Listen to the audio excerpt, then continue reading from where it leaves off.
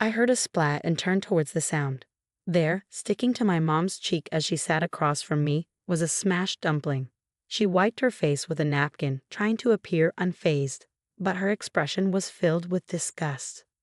"You're Sarah Murphy, handling foreign currency deposits at the New York bank, aren't you?" "Yes, that's me."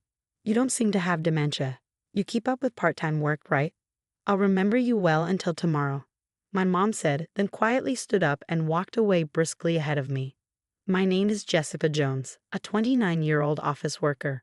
Since graduating from college, I dedicated myself to my job and didn't date much. But a few months ago, I got a boyfriend named Charlie who is the same age as me. He was introduced to me by a colleague. Although he had a steady job as a banker, he was nice, gentle, and polite to everyone, which made me feel comfortable with him. I secretly thought to myself that I would like to marry someone like him, but I felt it was too early to introduce him to my mom. I'm Charlie. I've been dating Jessica for 3 months now. Nice to meet you. Thank you for your polite greeting. You are a good man, too good for my daughter." My mom smiled as she watched Charlie's polite greeting and his trembling hands presenting a gift. "Jessica is really kind and hardworking. I'm the one who's undeserving." "Is that so? She used to be such a klutz, a tomboy with short hair when she was little." "Oh right, would you like to see her album?" "Really? I would love to see it. Wait a moment, Mom." My mom welcomed Charlie, and the three of us had a delightful dinner that day. After that, Charlie and I often visited my mom's house together. My dad passed away when I was a little girl, and my mom raised me as a single parent. "Your happiness is my happiness, Jessica. Thank you for introducing Charlie to me," she would say, genuinely happy for my well-being. Seeing her happy face made me happy too. However, taking Charlie to see my mom too often made me worry that it might seem like I was pressuring him into marriage. I was considering marriage with Charlie, but I wasn't sure how he felt about it. When I told Charlie after visiting my mom alone, he said, "If you were going to your mom's, you should have told me." I was worried about her since she was feeling a bit under the weather last time, and I wanted to see her face. Plus, I wanted to talk about the movie she recommended. It turned out Charlie and my mom were getting along better than I thought. Given my mom's calm and gentle nature, they probably just clicked well. With work going smoothly and good relationships with my lover and family, I began to wonder if my life was going too well. 6 months into our relationship, Charlie said, "Jessica, for Mother's Day next month, shall we go out to eat? Just the three of us? There's a place I want to take you both. If you have plans just for the family, we can go another time." "Really? I love the idea, Charlie. Mom will be thrilled for sure." So we decided to go out for dinner on Mother's Day. I thought about inviting my sister, but she was married and had little children, so we settled on just the three of us. "Oh, I recognize this place. I love the Chinese food here." "Really? You knew about this restaurant?" "Sure, I used to come here often. But Charlie, you really know your stuff, finding a place I like." Charlie blushed with the compliment. Having never been to this restaurant, I followed Charlie and my mom's lead. The restaurant was adorned with chandeliers and large lanterns, showcasing luxurious decorations. A waiter stood tall next to a large swivel table. I understood that this was a high-end Chinese restaurant. "Then please bring us the special course I ordered," Charlie said calmly to the waiter, watched by my mom with a beaming smile. I was probably the only one feeling nervous in this situation. As we were tucking into the dishes being laid out one after another, the aroma of dumplings filled the air. Then, from behind me, a high-pitched woman's voice rang out, "Right. What are you doing here? You are Sarah." Charlie's face turned pale in an instant. I turned around to see a smirking woman standing with her arms crossed. "So you left our bank and had the nerve to come here? You must have settled for a small regional bank, huh? Can you even afford this?" Charlie stopped his chopsticks and looked down slightly. "That's none of your concern, Sarah. Besides, we are in the middle of a precious dinner, so please stop." Charlie's voice trembled slightly. "My apologies for interrupting your precious dinner," Sarah said, scrutinizing my mom and me with a lingering look. I met her gaze. "Excuse me, may I ask who you are?" Sarah laughed again.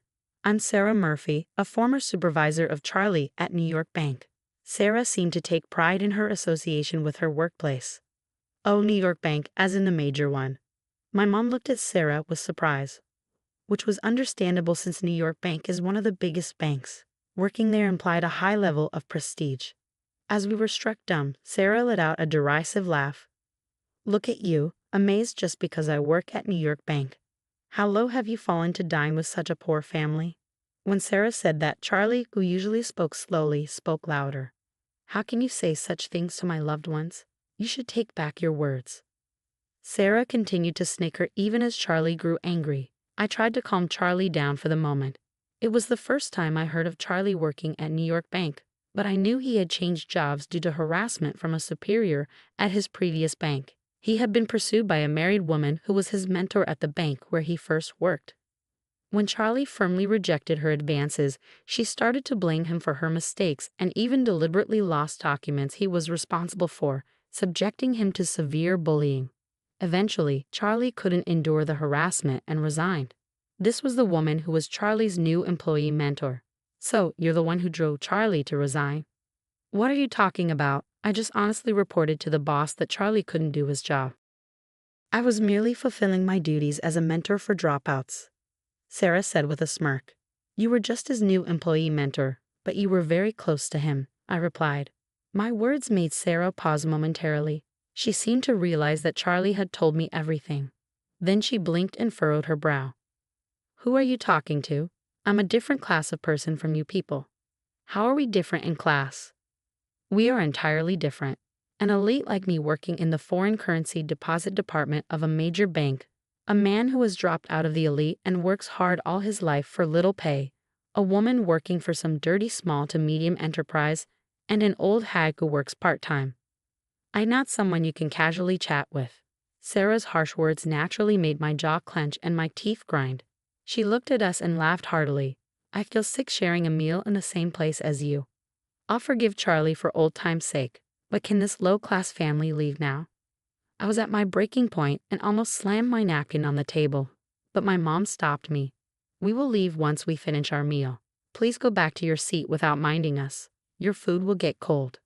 Looking at her table, there was only one set of dishes laid out. My mom's words implied, eat alone and be miserable.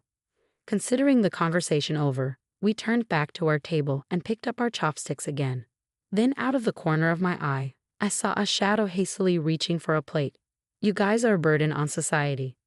The next moment, I heard a splat. Turning towards the sound, I saw a smashed dumpling sticking to my mom's cheek. Old hags and poor folks should stay away. Hey, how terrible. How could you do that? Are you okay, Mom? I'm so sorry, Charlie said. He was about to call the restaurant staff when my mom stopped him. It's not right to throw food, especially something so hot. While she wiped her face with a napkin, trying to remain calm, her expression was full of disgust. Sarah laughed loudly at this sight. Let's just leave. This meal is ruined anyway. You're Sarah Murphy from New York Bank, handling foreign currency deposits, right? That's correct. It seems you don't have to worry about dementia yet. Keep up with your part-time work. My mom said this with a forced smile. Sure, I will remember you well until tomorrow. After saying that, my mom silently stood up and walked away briskly. Her cheek was red, so we decided to stop by a doctor for treatment on our way home. Charlie apologized many times for the day's events, but my mom, with a smile, said, It's not your fault, Charlie. No need to apologize anymore. And she forgave him generously. I was curious about my mom's words, but their meaning became clear the next day. While I was at work, taking my lunch break, I received a call from Charlie. He usually didn't call during the day, so thinking something must have happened, I quickly answered. Charlie's voice was trembling. Who the hell is your mom? What are you talking about? I received a strange call this morning. The content was bizarre, but it seems my seniors already know about it. Charlie was panicking, his thoughts jumbled as he spoke. Unable to understand what Charlie was trying to say in his panic, I decided to listen to his story after work. We decided that if it involved my mom, we would talk to her as well. So we headed to my mom's house. Hi Jessica, Charlie, what is it? Craving my baked potato again. Baked potato. I love those, but no, that's not why we're here. Was it you who called my bank expressing interest in doing business? Really? Is that true, Mom? While tying her apron, my mom smiled mischievously. That's right. I'd like to do business with your bank from now on, my dear banker. Charlie looked utterly flabbergasted. Charlie, What business? As I asked, Charlie took a deep breath, trying to calm himself. Then the doorbell rang. Just in time. Come on, you two, join us. What? When my mom opened the door, a tall man followed by a smaller, hunched-over Sarah stood there. Why is the president of New York Bank here? The man sweating and offering a luxurious gift appeared to be the president of New York Bank. We are here because of the sudden account closure. What has happened? I have decided never to do business with your bank again, my mom stated with an unusually sharp tone, uncharacteristic of her usual gentle demeanor. The president was in a panic, his shirt collar soaked with sweat. My eyes met Sarah's, but she quickly turned away. Please let us know if there is anything we can do. However, we earnestly request you to reconsider the cancellation of the $150 million deposit. So the phone call I received this morning wasn't a lie, Charlie murmured, eyes widening in realization. You were the ones who refused, right? Sarah Murphy, you said our classes as people are different, that you feel sick being in the same space as someone lower class like me. Then you wouldn't want to hold on to my money either. That's not what I meant. Sarah struggled for words, her eyes darting around. The bank president turned sharply towards her. Did you say that? Do you not know who this woman is? She is Carol Jones, one of the top 3 investors in the USA. A legendary figure indeed. My mom was a well-known legendary investor with a net worth of several billions of dollars. She had entrusted $150 million for management to New York Bank. However, due to the incident with Sarah, she decided to cancel this deposit. Realizing the gravity of her actions, Sarah trembled. What are you doing? Apologize to her. The president forced Sarah to apologize. I am truly sorry, Sarah said, bowing deeply. My mom watched them apologize with quiet disdain. No, I will not forgive you. As I have already decided and mentioned on the phone today, please transfer my deposit to the designated bank by the end of this month. I am so sorry. Please, I beg you to reconsider. I didn't know who you were and was rude, but such an incident will never happen again. If you judge people by their appearance and act so rudely towards them, then I can't trust you, my mom replied coldly. Sarah swallowed hard at my mom's sharp words, collapsing to her knees. Please, I'm really sorry. I was astonished to see 2 adults, Sarah and a president, in suits apologizing profusely to my mom. However, my mom did not nod in agreement at all. Sarah, realizing she was not forgiven, looked up, then made eye contact with me and Charlie. She crawled over. What are you doing, Jessica? Charlie, I'm so sorry. Please forgive my rudeness. Sarah continued to apologize loudly, dripping with sweat. Then she gave a creepy smile and started talking to us. I never thought Charlie would be dating such a high-class daughter. You are something. Birds of a feather flocked together. Charlie's brows furrowed naturally upon hearing Sarah's words. The president then asked, Excuse me, do Charlie and Sarah know each other? Sarah visibly paled at the president's question. Charlie clenched his fist tightly and took a deep breath. Yes, I used to work at the New York Bank a few years ago. Sarah here was my new employee mentor. Is that so? Well, if you're interested, would you consider working at New York Bank again? We can certainly offer you a very good position, the president suggested, his smile similar to Sarah's. After a brief silence, Charlie looked straight at the president and said, No, thank you. I don't want to be part of a system where mentors force affairs, and I will never return to a bank where junior employees take responsibility for their boss's mistakes. Forcing affairs and taking the fall for mistakes. Sarah, can you explain this? The president's face turned red, while Sarah turned deathly pale. Well, do you realize what would happen to our bank if this comes to light? The president stammered. However, I realized his concern wasn't just about the bank. His anger was different from that of a boss scolding his employee. It was a look of contempt and sadness directed at Sarah. Excuse me if I'm mistaken, but could it be that you, the president, also have something with Sarah? I asked. The president looked down quietly, and then drops of water, different from sweat, fell to the floor. You said I was the one you were meant to be with. We are both married, but it was just that we met too late, he muttered. I was speechless at the shocking turn of events. While we were taken aback, the president confronted Sarah, who had been having affairs at work despite being married. Moreover, she was using these affairs not just as flings but to advance her career. Sarah just hung her head in shame. The president was devastated by the shock of learning the truth. I felt a rush of anger. You sure looked down on us, didn't you? Well, I have a prestigious education and landed a job at New York Bank, and you think engaging in such despicable acts makes you polite? I just wanted to climb the career ladder. Sarah's eyes darted around, searching for an excuse. You just admitted that you're incompetent and can't do your job well. You judge us solely by our appearance, calling us poor. But no matter how excellent your education or career might be, what you've done is morally bankrupt. Now you will face the consequences. After a moment of silence, my mom chuckled and clapped her hands loudly once. That's the end of that. Don't come to my house anymore and don't contact me unless it's to arrange the payment. Now, if you understand, please leave. The president walked away listlessly, followed by Sarah. After they left through the front door, I watched them go for a while, their auras heavy and gloomy. Afterward, my mom's $150 million deposit was successfully transferred to the bank where Charlie works, and the matter was settled for the time being. Charlie's reputation at the bank improved due to this, and it seems certain he will be promoted in 6 months.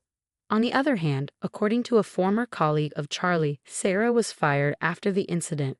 Her sudden dismissal became a topic of conversation among the bank employees, sparking rumors that something had happened.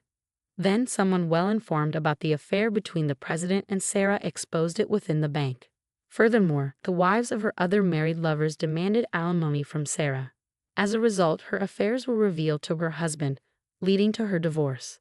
Sarah was in debt for alimony payments and had lost her family. She confessed her affair with the president to the president's wife herself, saying, "It's not fair that I'm the only one who's unhappy." The wife calmly dealt with the confession and demanded alimony from Sarah. After this backfired and she accumulated more debt, no one has seen Sarah since. 3 months have passed since then. This Chinese food is always so delicious, but it would have been nice to make up for Mother's Day after all, my mom said. Charlie and Jessica weren't at fault, but we couldn't finish the meal that time. Right, this is my way of making it up too, Charlie added. We returned to the high-end Chinese restaurant to make up for that day, the 3 of us dining together again. We just hope for more peaceful days like these. By the way, Charlie, even if you and Jessica break up, I have no intention of changing the person in charge of my deposit. I dislike relationships where love isn't judged fairly. Hey Mom, what are you talking about? We're not held together by convenience. If we break up, it'll be clean and clear, right? Charlie's face turned red, even though he hadn't drunk any alcohol. I vow this. Unless Jessica dislikes me, we won't separate, Charlie said passionately.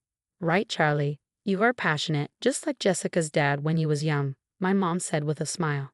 As I listened to this conversation, I looked in the mirror decorating the restaurant and saw my face had turned the same color as Charlie's, even though I hadn't drunk any alcohol.